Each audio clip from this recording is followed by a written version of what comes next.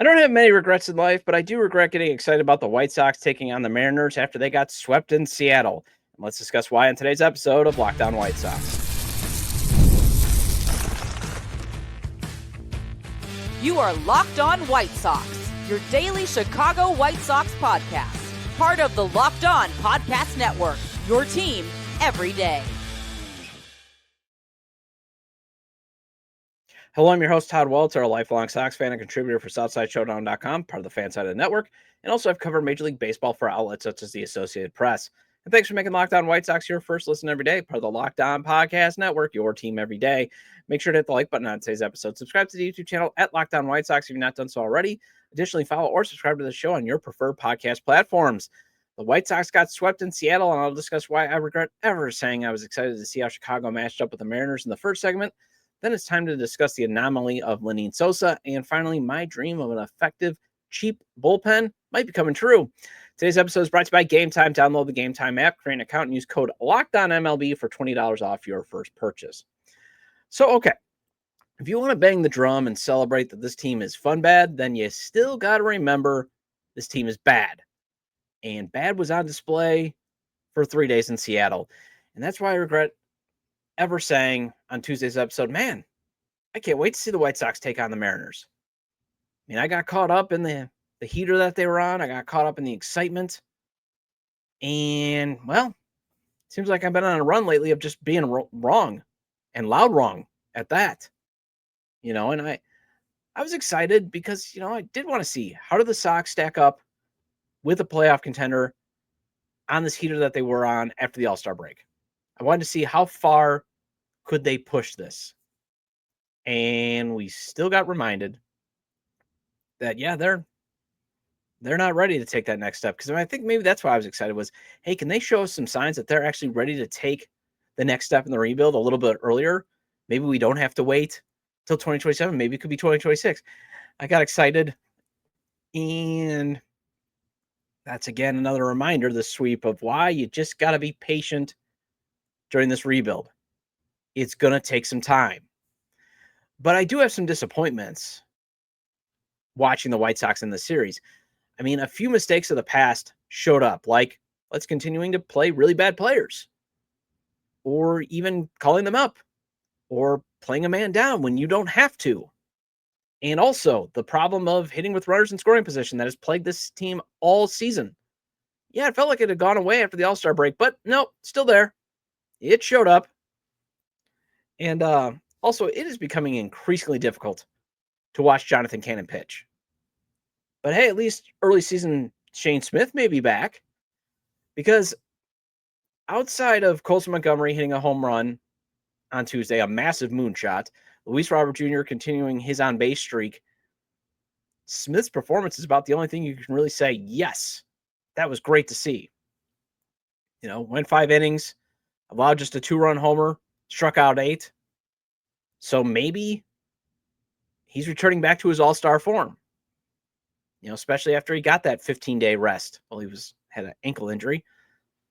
And I do think he should only be pitching 5 innings max. I mean, because he's now gone over his career innings limit, 96 innings pitched now, if I saw that right.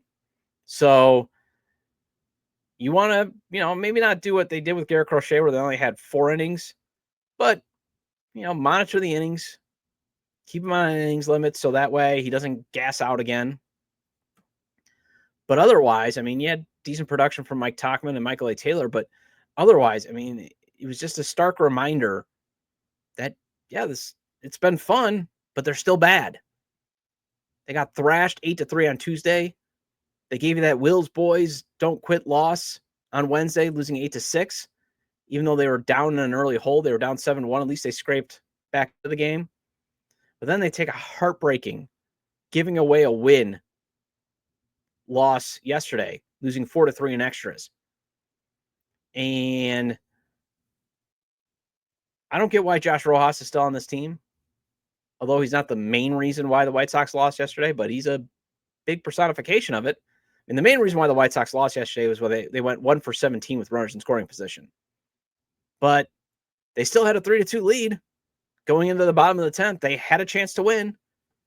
But there's Josh Rojas Airmailing a throw to first base on a sac bunt by Miles Mastrobuoni. Yeah, he's still around.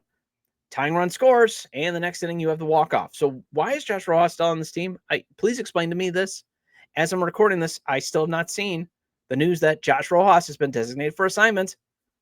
And Sam Phelan from SouthsideShowdown.com talked about on yesterday's show. This team has obsession with keeping bad players and giving them playing time. I mean, they're chasing this myth that Rojas is a good defensive player. And manager Will Venables said that after the game, that's why Rojas was in there, for his defense. He has a -8 defensive runs saved and a -6 outs above average at third. Yeah, there was a time he was a good defensive third baseman, but not this season. He has been terrible. He can't hit and he can't field. What is he doing here? I mean, at least Michael A. Taylor has hit homers in back-to-back games. So he gives you at least some positive at the plate every now and again. He's at least hitting over 200. So he's hitting at least near his weight. And he can play a decent defensive outfield. So he can help you in the run prevention. Josh Rojas is doing none of that. So what's he doing here? And why are you playing a man down since July or since August 1st? Why? Why are you doing that? Because Chase Mydroth finally goes on the 10-day IL with a bruised thumb. Took a pitch to the hand on July 30th. That's the last time, at least according to the reports, that he took it at bat. And I get if a team wants to, teams do wait maybe sometimes a day or two, even potentially 3, especially if the guy is available to maybe run the bases, field or pinch hit, kind of like what they did earlier in the season. But again, you don't have to this year. You don't have to do that type of stuff. If a guy is hurt beyond an ache and pain, you can put him on the 10-day IL. You're not going anywhere this season, at least in terms of wins and losses. I mean, what do you think? You're going to teach him to be soft? You don't have to. You can use that time to get a capable player, but does it have to be Jacob Amaya? Although capable players, White Sox, I mean, hey, the culture is turning around, but still, do we have to go through the Jacob Amaya experience again, even if it's coming off the bench? Why? Why are we doing this? And the post-All-Star break sort of allowed us to sort of forget about how not clutch this team is. It kind of allowed us to, think of, hey, this team can produce offense because they can hit home runs. But if they're not hitting home runs, it's hard for them to score runs because they don't do very well with runners in scoring position. They were 4 for 32 with runners in scoring position in this series. They're still dead last in the league in terms of average with runners in scoring position at 226 and an OPS at 661. And getting better with runners in scoring position is a hurdle young batters must clear, especially Edgar Caro, who went 0 for 5 with RISP situations. And I love Caro. I love the mental approach he has at the plate. I love how he takes what the pitchers give him, but it's time for him to start to come through. And I'm not bashing him. It's just a hurdle he must clear. But Jonathan Cannon, not sure what the White Sox needed to do with him. He's had 18 earned runs over the past 3 starts, and he was barely competitive on Wednesday. I think that's the issue because he had a 3-start struggling issue at the beginning of the season. And he did have 3 really good starts since coming off the 15-day IL, but the last 3, it's like he's not even competitive. And he doesn't have that wipeout pitch, basically no finishing move. So he's got to get weak contact to get outs. And if he's leaving stuff over the plate like he's getting tattooed. So that lack of a true killer pitch, I don't know if he can be a viable core player going forward, kind of like Lenyn Sosa. Speaking of Lenyn Sosa, he's gone from being a Godfather 3 player to just an anomaly, and I want to discuss that after the break.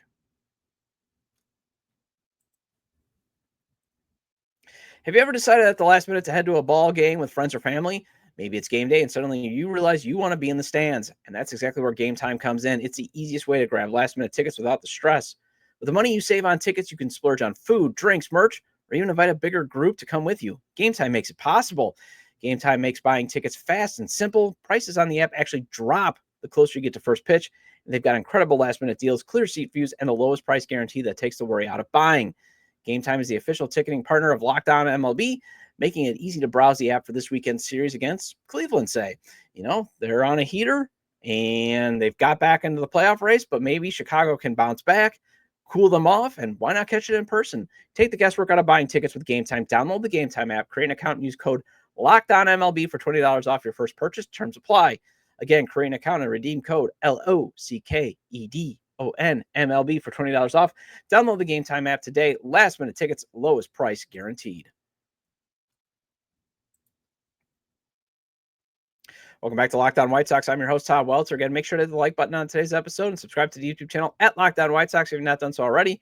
And if you can't catch the show on YouTube, Locked On White Sox is available on all major podcast platforms.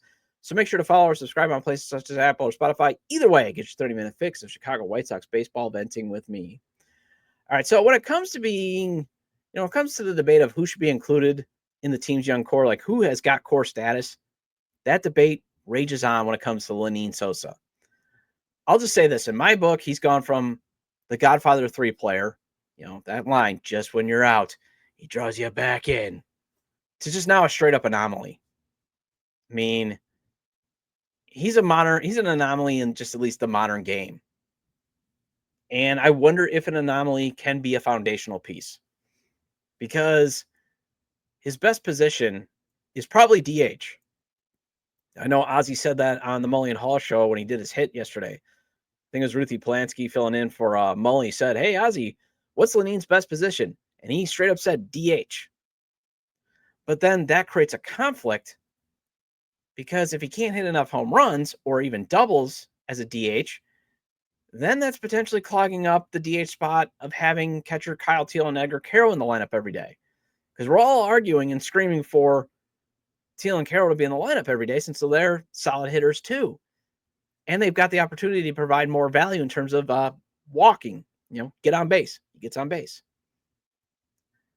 But if this was like the 80s and the 90s, Sosa might be a decent player, decent throwback player.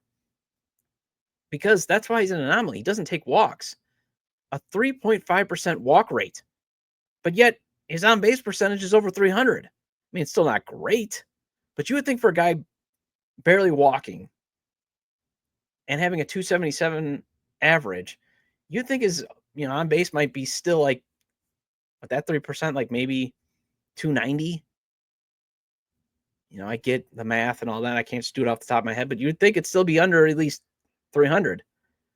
I mean, because think about it. His walk rate is in the company of pitchers when they used to hit. And Sean Anderson, former host of the show and now host of the CHGO White Sox podcast, he tweeted this out at Sean_W_Anderson. To put into context how weird Lenyn Sosa's success has been, this is batting leaderboard since 1995, sorted by the lowest BB percentage, walk percentage, minus minimal 900 PAs, plate appearances. 2 of the top 10 are pitchers. 5 of the 8 hitters play for the White Sox. And you see Livan Hernandez has the lowest, obviously the pitcher, but you got Sean Dunston, Greg Maddux, and I have the tweet up for those watching on YouTube, but Hanser Alberto, there you go. Mike Caruso, there's a blast from the past. But, you get this guy that also strikes out at 21.9%. But you would think that, he would not be even getting close to that value 750 OPS of decent.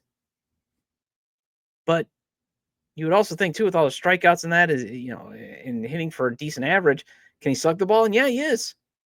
He's got a 440 clip, but at the same time, a 440 slugging percentage with just 13 home runs and 16 doubles. And he's terrible defensively. If you look at defensive runs saved, he's minus 6 defensive runs saved at second base. But yet, he's only minus 1 outs above average at second.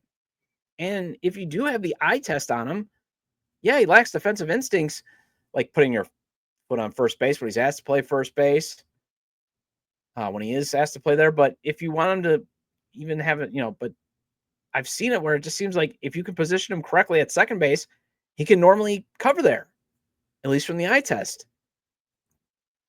And it's just interesting. And that's the other reason why I think he's an anomaly, is this is a guy who was racking up frequent flyer miles last year, going back and forth between Charlotte and Chicago. Remember, he got demoted twice because he couldn't drive the ball. And now, like I said, he's got a 440 slug, and this recent hot stretch that Ryan M. Spader, a baseball analyst, had out on August 6th. This is what he pointed out in terms of him driving the ball. Hashtag White Sox, Lenyn Sosa is batting 301, 333, 516. Again, for context, this is on the 6th, with 11 home runs in 61 games since May 8th this season. He is 13 for 27, batting 41, 548, 926 with 8 home runs, 8 runs, 4 homers, and 8 RBI over his last 8 games played. And he even scored that go-ahead run in the 10th. Great defensive or great base running instincts on the wild pitch. And the reason why I also shared that tweet is because it's not only Lenyn Sosa potentially being an anomaly, but could he actually be getting better? I mean, are we not giving him enough credit that he's actually getting better? I mean, think about this. His WRC plus has gone from 48 in 2023 to 80 last year to 106 this year. And his weighted expected on base this year is actually 334. So obviously still not a great on base percentage, but he is leaving potential walks or even more hits out there. And if he was walking like that, and then also his expected slug is 466. If he had those actual true numbers in reality, you're talking about a solid to good 800 OPS guy. I mean, you look at it and you think, like, for all the stuff that he does to just drive you nuts, he might have the capacity to get better. And, think about this too. His barrel percentage is 9.2 this year. He's just a tick below solid. And it's up from 6.1 last year. Hard hit percentage, 42.6 this year, up from 41.2. And the anomaly, though, it looks like is if you think about it, everything in his game is predicated on making contact. And it's not a bad concept since it's called hitting. But as we've seen, guys go through slumps. Sometimes you can't just always hit. And then when it comes to guys like, say, Juan Soto, though, even when they're struggling to make contact, they still provide a ton of value by getting on base and walking. And again, I'm not saying Sosa's even in Juan Soto's league. I'm just giving you an example. Or think about this, a professional hitter like Mike Tauchman. Sometimes Mike Tauchman still can go through stretches where he doesn't get a hit, but he's so professional in his bats that he can still draw walks and still get on base. Because again, that's the modern thinking of baseball. And there's nothing wrong with that. Who cares if you get on first on a single or a hit? I mean, a single or a walk. You either want to get on base or drive the ball because you want to score runs. And yet here's Sosa kind of almost being that throwback of, hey, I'll just get on base by hitting the ball and occasionally walking.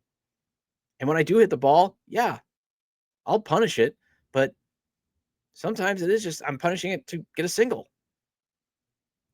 And the funny thing is, he also, again, he's not walking much.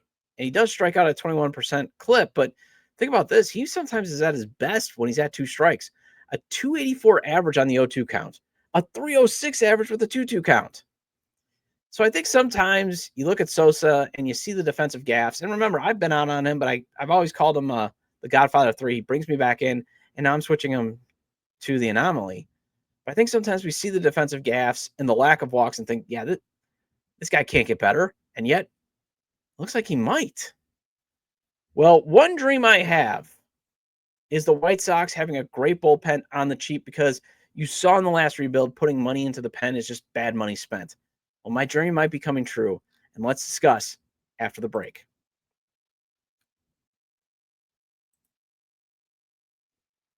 This episode is brought to you by PrizePicks, the daily fantasy platform that lets you turn your football predictions into real rewards. Preseason is already heating up, and college football isn't far behind. It's a perfect time to lock in your season-long more or less picks for the 2025 football season, all before Week 1 kicks off. Whether you've got your eye on a big-name quarterbacks or breakout running backs, PrizePicks makes it easy to get in on the game. And I love how PrizePicks is just such a simple concept. For example, Shedeur Sanders, I believe, is still expected to start for Cleveland tonight. So you think he'll have more than 120.5 passing yards? Pick more. But think he'll stink like some GMs thought by passing on him in the draft? go less. And maybe you prefer to go with the more or less on Sanders having 6.5 rushing yards. Or maybe you think Sanders more or less passing yards is just too high for a preseason game, but there's just too much. You never know. Well, then number 1 overall pick Cam Ward's more or less passing yards is at 44.5.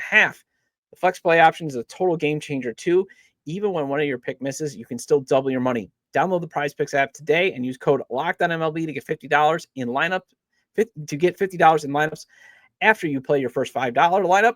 That's code LOCKEDONMLB to get $50 in lineups after your first $5 play. PrizePicks, run your game.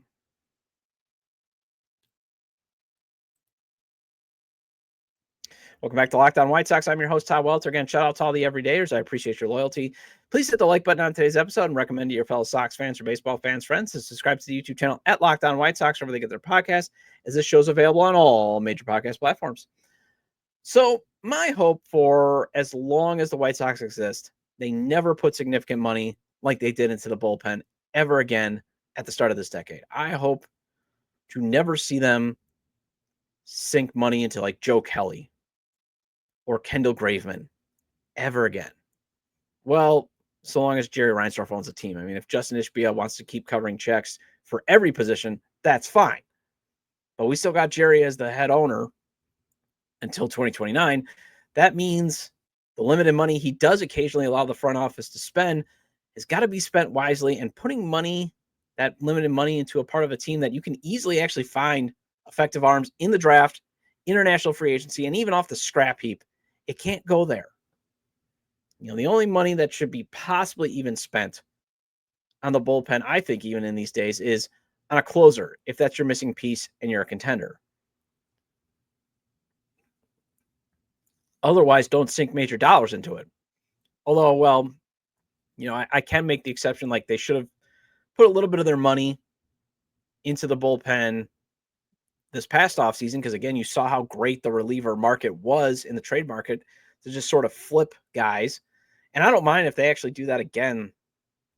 If they actually do it next offseason, get some flippable veteran arms, trade them at the trade deadline to get some significant pieces. But again, even then, it's not the end of the world if they don't do that, just like they didn't do that this year. It's not the end of the world. I know I criticize them, and then, yeah, it would be better process. But even I got to realize it's not the end of the world, because there's always another draft. There's always another international free agency. There's always more relievers on the scrap heap.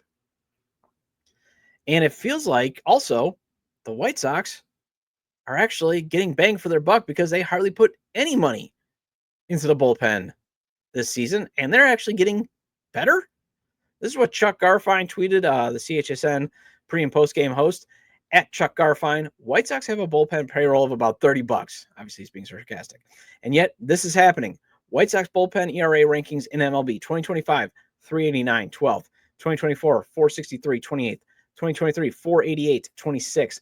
2022, 400, 19th. And obviously, he tweeted that before yesterday's game. So obviously, although I don't think the number would go, because I think Isert, that run would have been unearned.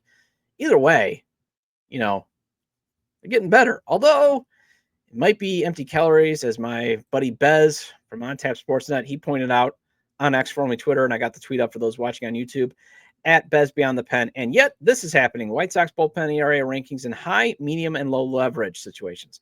High, 30th, 905, LOL. Medium, 3rd, 245. Low, 14th, 336. And also, the White Sox pen is just 15 saves this year. But still, you're seeing my dream of what the White Sox should be doing with their bullpen. They just got to get a little bit better, obviously, in high leverage situations. But Steven Wilson, right now, he's their highest paid bullpen arm and probably one of their best bullpen arms. He's only making $950K, and he's only in year 1 of his arbitration. I mean, otherwise, you got all your bullpen arms on pre-arb deals and or still in the minors. So plenty of club control, plenty of cheapness. And yes, I know the White Sox deserve scrutiny and doubt when it comes to spending money. But as I kept arguing with bullpens, we saw it. There just was never enough money left over to adequately address second base. There was never enough money to adequately address right field. There was never enough money to make that final free agent signing that puts you over the top. Granted, the owner should have authorized that, but he never did. So that's why you're stuck shopping for Yasmani Grandal and Dallas Keuchel. But still, if the money would have been spent wisely, maybe there would have been just a little bit more to go out and get something better than Andrew Benintendi. And, especially when it comes to bullpens, I mean, if you want to be this organization that is an organization now of development, I mean, Chris Getz obviously said it to hitting, but you keep touting that you got Brian Bannister as your pitching director. He's one of our valuable guys. You want to have this organization of development. Developing a cheap, young, effective bullpen is what development is about then. So develop these guys and also develop them to meet the moment in a high leverage situation. But, it's just one of those things where I just would rather them, again, keep, and it's kind of what the Milwaukee Brewers do and the Rays do. They grab guys off the scrap heap. They draft these guys. They sign them in international free agency, and it's allowed them to stay in contention. And also, I actually like the process that they had in this year's draft because they didn't like the entirety of the pitching prospects in the draft. They only took 9 of them, but they did at least draft guys that could be relievers. So it's just now a matter of how much rope do you give some of these guys? And are we going to see anybody else that you've drafted that has a shot? I mean, I would still love for them to give Peyton Paulette a shot to see if his fastball complements Grant Taylor. I would like to see Winkelman Gonzalez get another shot because, again, he's got a relatively decent power, lively arm, so you'd like to see that. Because I'd rather see these young arms up right now that are, still wallowing in triple or double A to get a shot over, say, Tyler Gilbert. However, Gilbert is still cheap and affordable, so not totally upset that he's still here. And I think at the end of the day, though, the scrutiny could go away if we see the front office then use the savings on not spending on the bullpen to get some more bats in the order. Well, that wraps up this edition of Locked On White Sox. Thank you for making Locked On White Sox your first listen today. For your second listen, check out the all-new Locked On MLB Game Night. Every game, every night, all season long. Get local analysis on a national scale. Find MLB Game Night on Locked On MLB on YouTube or wherever you listen to your podcast. And I'll be back on Monday with another Minor League Monday report. Feel free to leave comments about today's discussion regarding regretting being excited for the Sox to play the Mariners, the Lenyn Sosa anomaly, and a cheap bullpen being effectively potentially built. You can leave them at the episode page on YouTube, X, formerly Twitter, at ToddJW or at Locked On Sox, or you can email me at LockedOnWhiteSox@gmail.com. Have a great day. Have a great weekend. See you Monday.